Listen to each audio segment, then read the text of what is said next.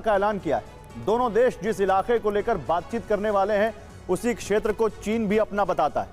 अब चीन को लग रहा है कि जापान और फिलीपींस अपनी समुद्री सीमा तय कर लेंगे और चीन की एंट्री उस इलाके में अवैध हो जाएगी।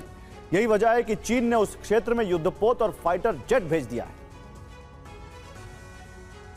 रिपोर्ट के मुताबिक चीन ने 7 फाइटर जेट को ताइवान के करीब भेजा।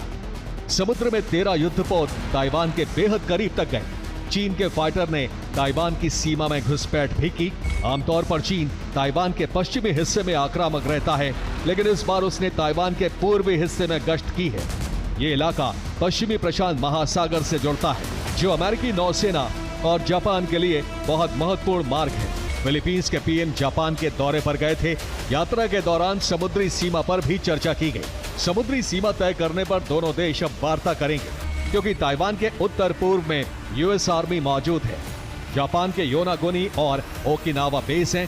ताइवान और फिलीपींस के बीच का अहम रूट है। वाशी चैनल चीन को प्रशांत महासागर से जोड़ता है।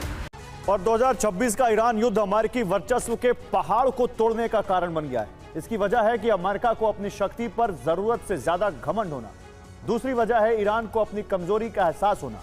ट्रंप को लगा कि ईरान से निपटने का काम हफ्ते 2 हफ्ते में हो जाएगा, लेकिन अब जंग से निकलने का रास्ता नहीं सोच रहा, बल्कि अमेरिका को अपनी gun boat, fighter jet, missile policy में बदलाव करने पड़ रहे हैं। देखिए क्यों पेंटागन बड़े युद्धपोत, विध्वंसक मिसाइलों, एडवांस फाइटर जेट कार्यक्रमों के बजाय ईरानी तकनीक की ओर झुकने लगा है।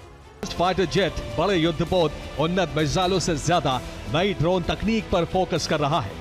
पेंटागन ने छोटे, सस्ते और घातक ड्रोन का जखीरा बढ़ाने का फैसला किया है। पेंटागन टेक स्टार्टअप्स और छोटी कंपनियों के बीच मुकाबला कराकर बड़े पैमाने पर सस्ते ड्रोन हासिल करना चाहता है।